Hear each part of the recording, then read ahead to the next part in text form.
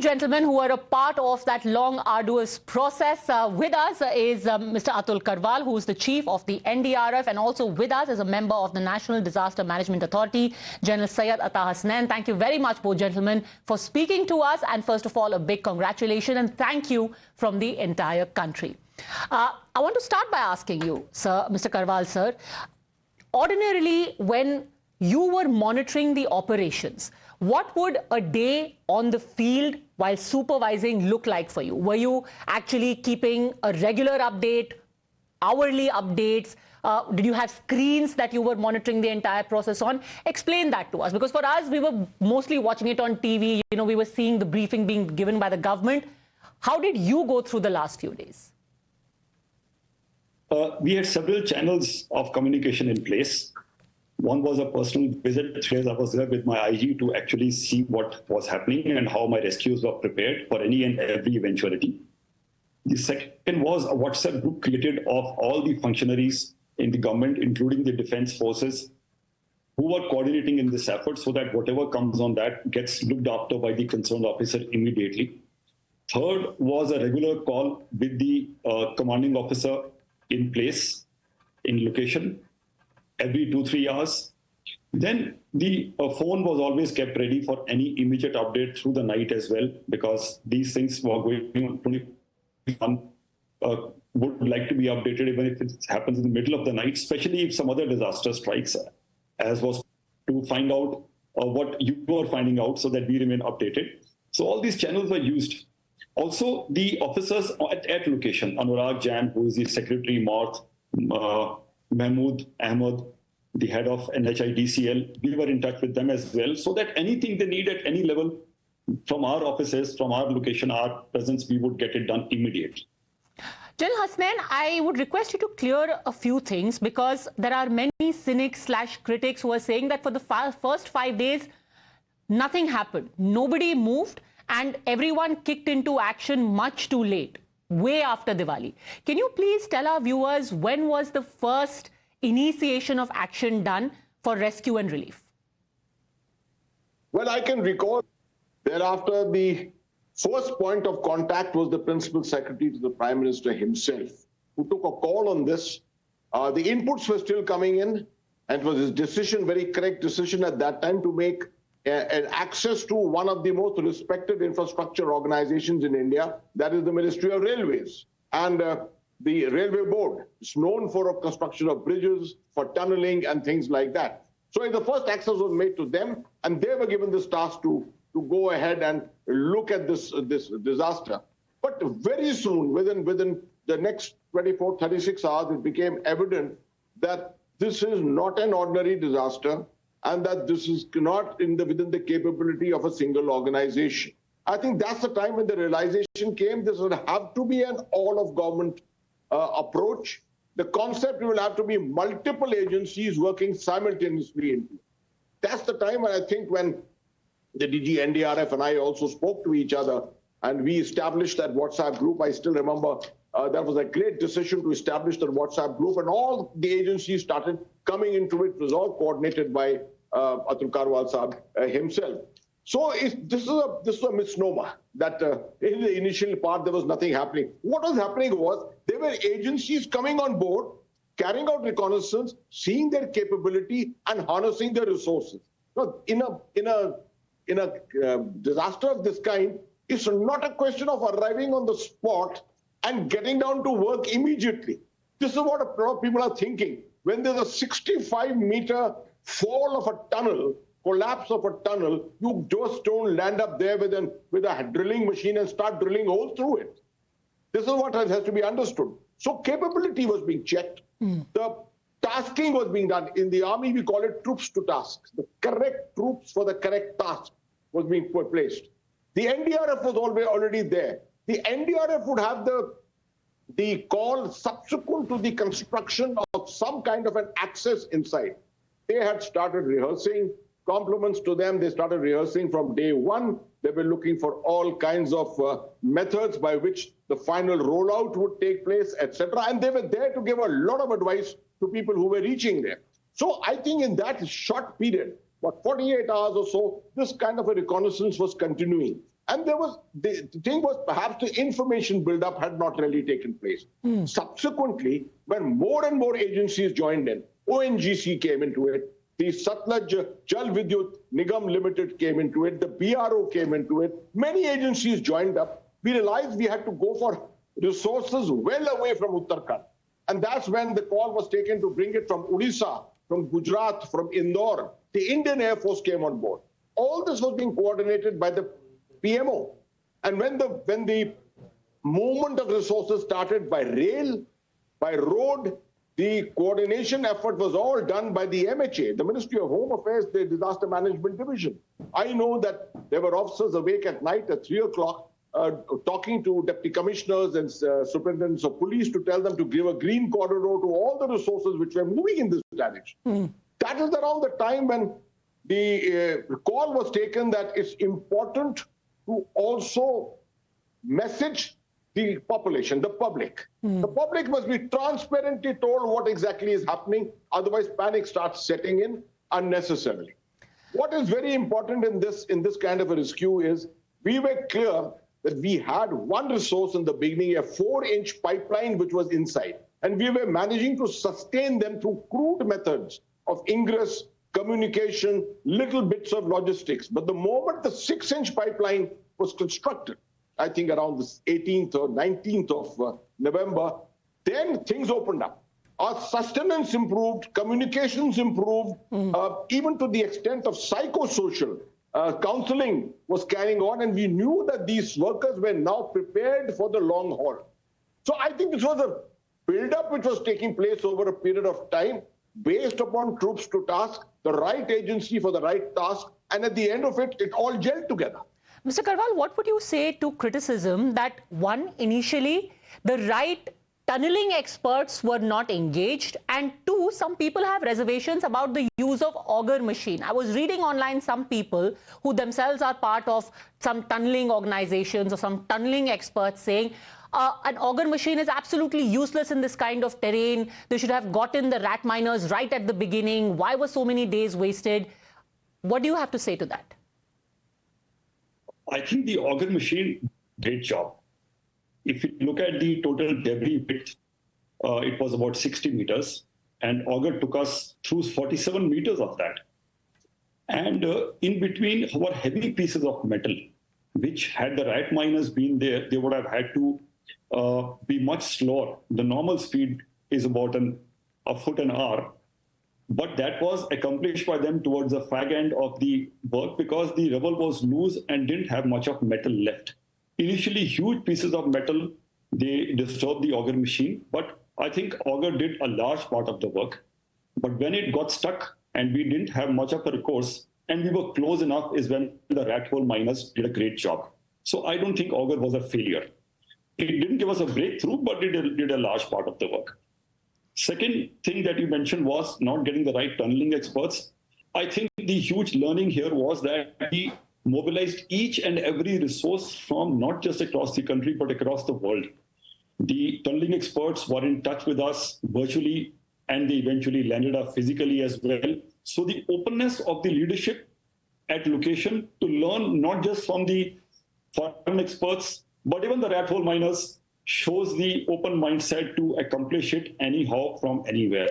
So I don't think that's the right criticism. And just to add to what General Saab said, a lot of nitty-gritty was gone into which was not mentioned anywhere. For example, NDRF was into considering if I have to pull them out of a 15-inch hole, an 18-inch hole. Then we found out what are the heights and weights. And we found out finally that, though we can't measure them now, the heaviest person is about 70 kilos.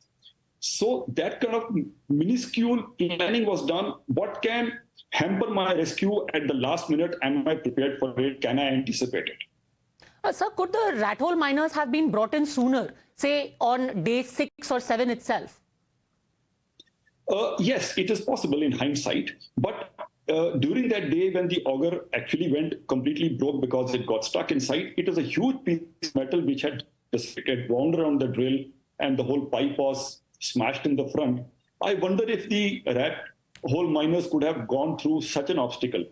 We are always wiser in hindsight. But then auger was the sure shot method of getting us through very quickly, and we relied on that. And it got through a large part of the obstacle. So I think it was not a bad decision. Wiser in hindsight and much, much wiser on social media. But General Hasnain, were there fears in your mind that in a place like Uttarkashi at this time, rain is likely, there could be snow? How did you account for all of those possibilities? Before coming to that, Padmaja, let me just add a line to what the DG Saab just said. I'm sure you watched the World Cup final. I could have made 5 more teams who play that final. And they may have won for all you know. We don't know. We made the best team in the perception that we had at that particular time.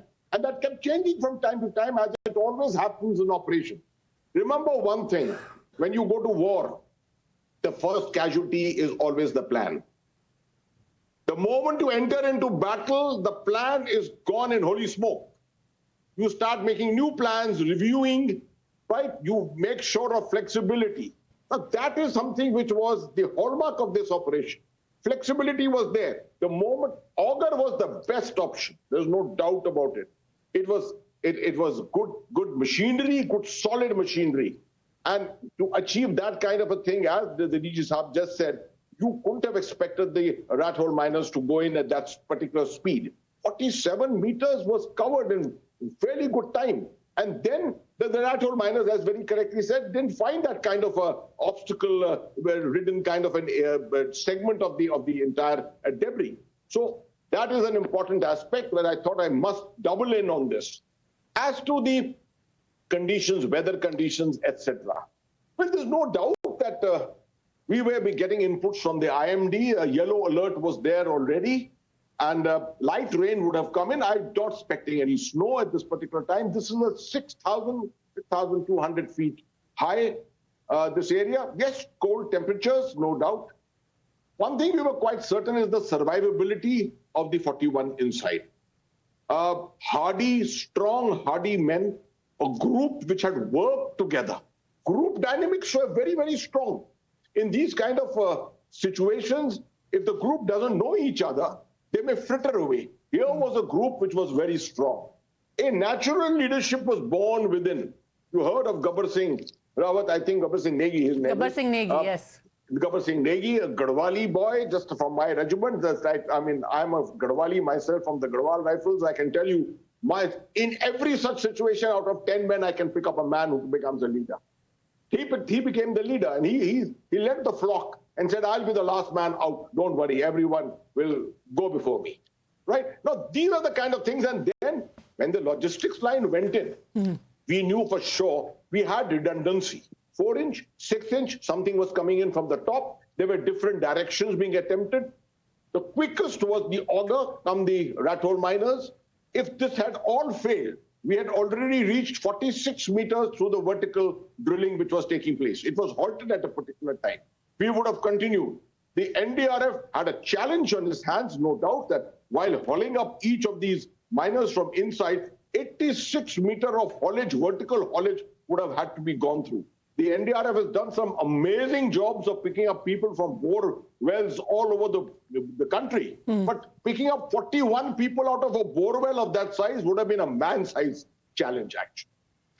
Was there any confusion or, it's said that you put 3 people in a room and there's politics. Here you had multiple agencies, Mr. Karwal, coordinating at the same time. Were there any hitches, any clashes? How was that resolved? Or was that like a centralized approach? I was part of several meetings held by the Secretary Moth there, Anurag Jain, and the MOS General V.K. Singh also used to be part of those meetings. It was a very free and frank sharing of ideas and suggestions. There were multiple geologists there from Coal India, from ONGC, some foreign experts as well, who had conflicting points of view of what should be tried and what should be not tried. For example, the very sequencing was an issue that if the auger machine is getting stuck time and again, why do we not start the vertical tunneling very quickly? Because Satluj Vikas Nigam will do it in 4 days' time. But the issue was that if they trigger with the vibration another cave-in inside, then whatever has been done till now will go to zero. So these were very fine decisions. You would understand, as you mentioned earlier also, that in hindsight, people are commenting, why was this not done? Why was that not done? It was a very fine balance to be achieved. about the speed of the process, including and while ensuring safety not just of the people who are trapped, but also the rescuers who are on this side. Interestingly enough, the tunnel which is approaching, the part of the tunnel which approaches the disaster site is much more unstable and prone to cave-ins, where everybody was standing and working and could have had a collapse on top of them. So one additional thing was done, that from the organ machine till the safe part of the tunnel, an escape route was put in place. So if a cave, the people working on the organ, they don't get buried there and they are able to escape. So these are finer points which many people may not know of, which were factored into decision making with long discussions. And once a decision was taken, it was adhered to that, okay, this is the call, let's do this. So wonderful work of leadership, of open-mindedness, frank and forthright discussions, and then a final solid call, and that is implemented. And then you also had the human angle to deal with, not just the men who were inside. There, like General Hasnain said, there was a natural leadership. They were rallying around, but there were relatives outside. I saw a couple of days, there were relatives who started protesting. You know, they started speaking to the media, saying nothing is being done, especially after, I think, 1 week, around the 19th and the 20th, there were some protests. How do you deal with that, General Hasnain? Was that a fear that this could... Padmaja, that was a time till around which we perhaps felt that there was a need for good public information. And that was put into place. As I said, that this was a progressive operation. As we realized the weaknesses at every stage, we kept improving. Things were technically being taken control of, but there were too many external factors which were impinging on this. Once this call was taken that there is a bit of a concern among the relatives, etc., public information was put into place. The media briefings started at 4 o'clock briefs every day. The media came on board in a huge way. I can compliment your entire community, let me tell you, that they are the ones who played this game out just the manner in which it is required. Internationally, anywhere, the media may sometimes become a villain in this entire game. But here, such great maturity. There was never a negativity. There was never unnecessary questioning. When we told them that, look here, we can wait for all investigations, etc., and lessons learned later, all of them cooperated on that. So when the message started going home that there's a tremendous amount happening, the Prime Minister, right from the top, is taking interest in this. He is the person giving personal directions. He has gone to the extent of saying hot food should be delivered to them inside. Then I think feelings started getting assuaged. And they realized that all the technologies of the world were there. And to the credit of the NDRF, the presence of the NDRF in uniform there, the DG's presence there always gave me a tremendous amount of confidence. Mr. Karwal, describe to us the first moment where you saw the first picture. It's almost like, you know, I mean, it's almost like I can imagine seeing, you know, a baby in a sonogram where you see the first picture of the man who is trapped inside. Describe to us that moment. It was very heartening, actually, to see them, and they looked all right. They looked friendly, they looked upbeat. So the very first contact with the people whom we were, this was not so dangerous a situation it could have been, with a cave-in expected on this side, or it rumbled the 6th day, people ran out. That rescuers are putting their lives on the line for the people whom they could see now. They could talk to them now. So they were one with them. There was a camaraderie that we are on this end, you're on that end, we're going to get you out there very soon. And I think the media and the families, once they realized that, the kind of commitment, the kind of wholeheartedness which was being brought to this operation in every which way, that was convincing that we are doing the best we can. We are leaving nothing undone. Everything that we can think of or anybody else can think of is going to be put in place. Then there was a feeling that this is all we can do. So I think that conveyed the message that, as General Saab said, from the top of the hierarchy, the Prime Minister himself getting involved, to the rat hole miner who is sitting there for hours doing this. This was an amazing experience, let me tell you. I want to ask the final question, General Hasnain. Who got Arnold Dix to pray to Baba Bhoknag? That remains the biggest mystery. How did that come about? You know, Padmaja, in such situations, I can't vouch for who really did it. Perhaps the DG would know, but let me tell you, when you have such an organization there, I can quote to you, for example, from Siachen. You can't imagine anything more dangerous than Siachen. When you're moving up to the northern glacier, On the right side is a cave, the cave of O.P. Baba. No one knows O.P. Baba is a Hindu, Muslim, Sikh or Isai. No one knows that, right? Everyone who goes past that salutes and does a matha tek, right? This is India at its best. It just does a matha tek.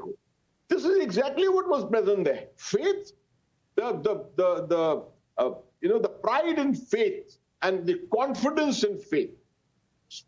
It doesn't matter which God you're praying to. You're praying to God, and you're bringing in a divine intervention into this, hoping like hell that with all your efforts going in, the divine intervention will deliver you the final justice. Nothing more needs to be said. Gentlemen, thank you very much again for doing what you did and for speaking to us.